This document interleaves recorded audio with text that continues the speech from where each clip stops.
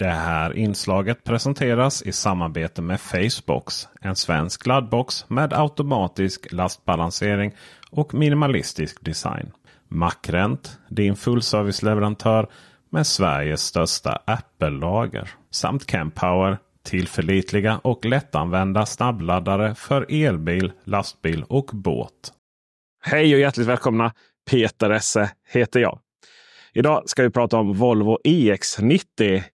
Men för att göra det så måste vi gå tillbaka ända till året 1999. Där ett gäng Volvo-chefer flög hela vägen från Göteborg till Arizona och Volvos testbana här i USA. Jag är en bit från Arizona, jag befinner mig i Kalifornien. Men ändå samma kontinent i alla fall. Och det de skulle göra var att de skulle ta beslut om vilken design de skulle satsa på. Volvo skulle efter ett par försök äntligen ta fram en stor SUV. Och man skulle göra det lite annorlunda. För på den tiden så var SUVar någonting som var ganska osäkert. Och de i flesta fall baserades på lastbilschassin. Och välte de så tenderade de till att krossa personen på insidan om de välte upp och ner. Så det var ganska osäkert att Volvo skulle göra det här annorlunda. Och hur skulle den då se ut? Ja, det fanns lite olika alternativ. Och valet föll då på den XC90 som vi känner till och har sett på våra svenska vägar. Men det var verkligen inte bara på de svenska vägarna utan det blev en amerikansk framgång. Det blev en sån framgång så att det kommer att definiera Volvos framgångar i många år därefter. Ja, faktiskt till och med svenska exportframgångar kommer att definiera Volvo XC90. Och det var ju ingen slump att framgången var där. Det var en bil som var säker på ett helt annat sätt än dåvarande SUVar generellt sett.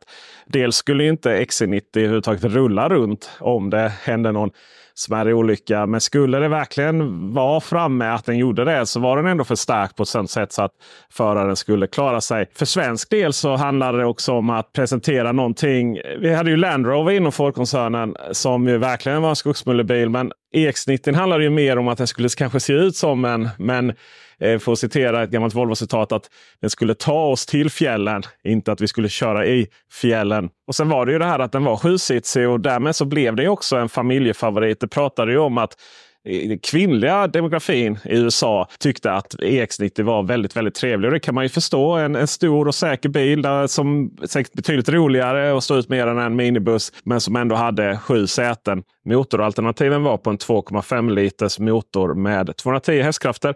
Eller som vi numera pratar om, kilowatt. I detta fallet 154 kilowatt. Sen så var det en T6 på 272 hästkrafter eller 200 kilowatt. Sen kom den smått legendariska V8 här i USA på 315 hästkrafter eller 232 kilowatt. Samt för svensk del en diesel 5 på 163 hästkrafter eller 120 kilowatt. Bilarna var framhjulsdriven till den absolut största delen. Med hjälp av ett halvdäckssystem så kunde vi ändå då få kraft på bakhjulen så den var fyrhjulsdriven. Just fyrhjulsdrivna systemet var standard i de flesta fall men på instegsmodellerna var det ett tillägg. 2008 var det dags att ta fram en ersättare och då var tanken att basera den på en Ford-plattform. Ford hade ju köpt Volvo samma år faktiskt där strax innan millennieskiftet 1999. Men nu var världsekonomin på tillbakagång och stora SUVar det ansågs vara lite omodernt. Men det där ändrades ganska så snabbt som ni vet. Och 2012 meddelade Volvo att nu är det dags att lansera en uppföljare till XC90. 2014 så fick vi en uppföljare som var större, bredare men lägre. Och det var en helt annan Volvo än vad vi hade sett tidigare. Den baserades på SPA-plattformen. Och SPA-plattformen sägs ha tas fram för att höja värdet på Volvo. För nu var det ju dags för Ford att avyttra Volvo. Och SPA-plattformen blev ju också en ganska så definierbar plattform.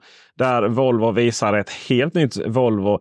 Där man tog upp premiumkänslan rejält. Och just SPA-plattformen blev ju det som alla Volvo-bilar från den generationen byggda på. Utom 40-serien.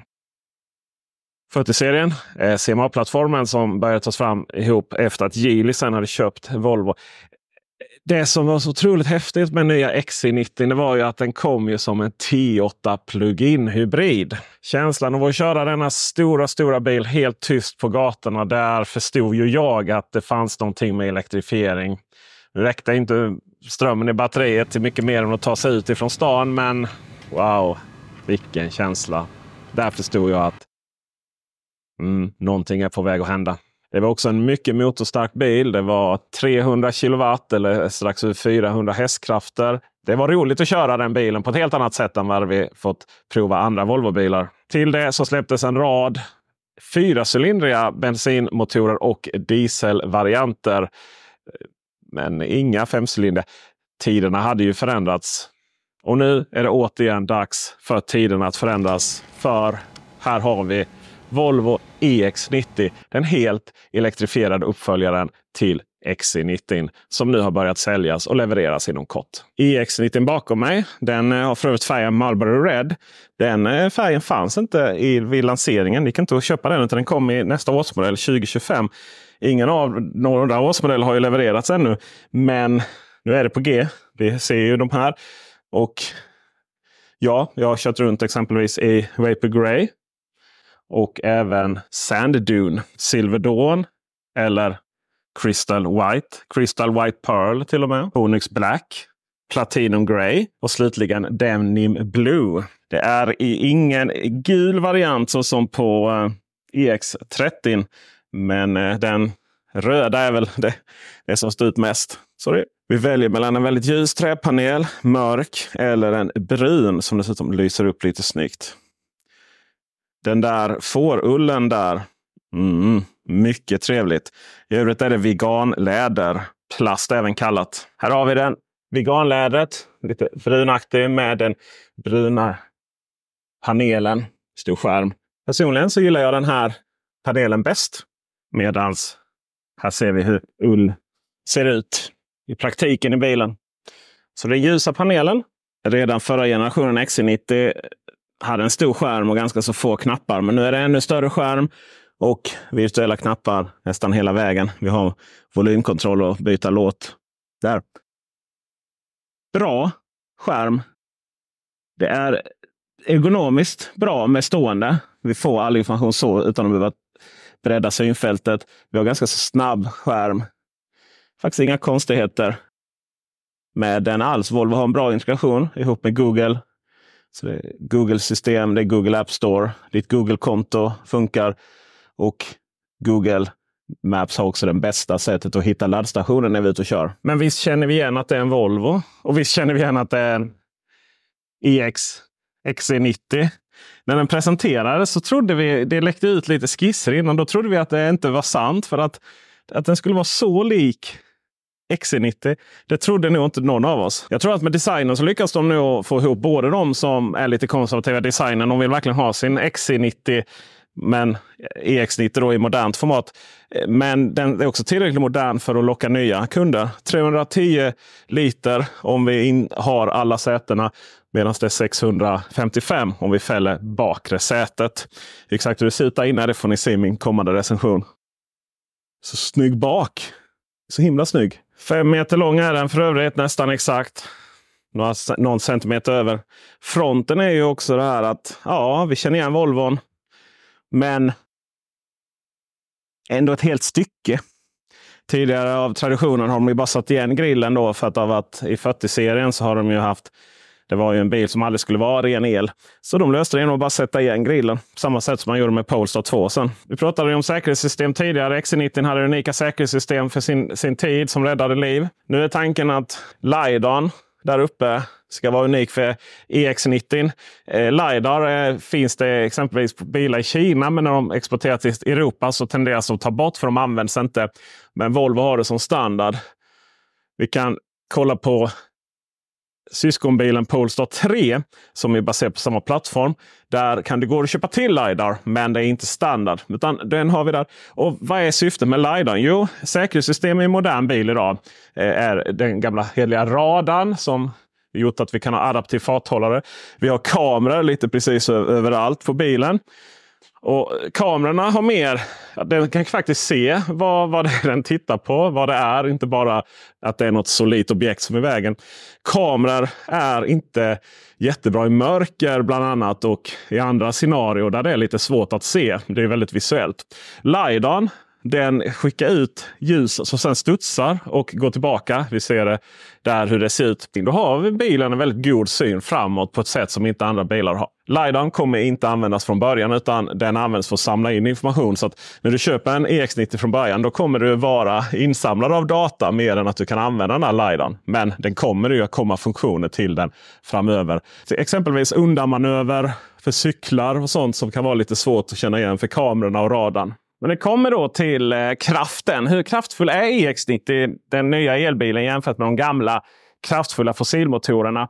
Elmotorer är ju spännande på det sättet att de är små magneter inkapslade ihop med lite kraftteknik som omvandlar DC-ström som kommer in genom laddningen, och sen är det batterierna i botten här. Detta är 111 kilowattimmar, varav vi kan använda 107. Det betyder att vi i vackert väder kan komma 60 mil. I lite mindre vackert väder, motorvägsfart och motvind och det regnar och det snöar och det är hemskt. Ja, men då kanske det kommer ner till hälften. Men någonstans ligger verkligheten 40 mil plus minus någonting är normalt på en motorväg. Men igen, om vi kör sakta på Gotland en sommardag, då kommer vi faktiskt 60 mil med de här. Och den totala kombinerade effekten är antingen 300 kilowatt eller 400 hästkrafter. Eller så köper vi till performance, och då är det 380 kilowatt motoreffekt kombinerat, eller 500 hästkrafter. Så elektrifieringen, den skapar mindre avgaser, den skapar mindre oljud, och om du inte är lövblås förstås, men du har betydligt mer kraft. Så då tar vi oss från 0 till 100 på 4,9 sekunder om vi har performance, eller 5,9 sekunder om vi inte har performance. Och exakt hur bra det faktiskt går framåt, ja, det får jag be om att återkomma till. Så se till att prenumerera på kanalen, ge en tumme upp och avvakta 3 september, så kommer min recension av EX90 ut på den här kanalen. Ha det gott, hej! Det här inslaget presenterades av Facebox, en svensk laddbox med automatisk lastbalansering och minimalistisk design.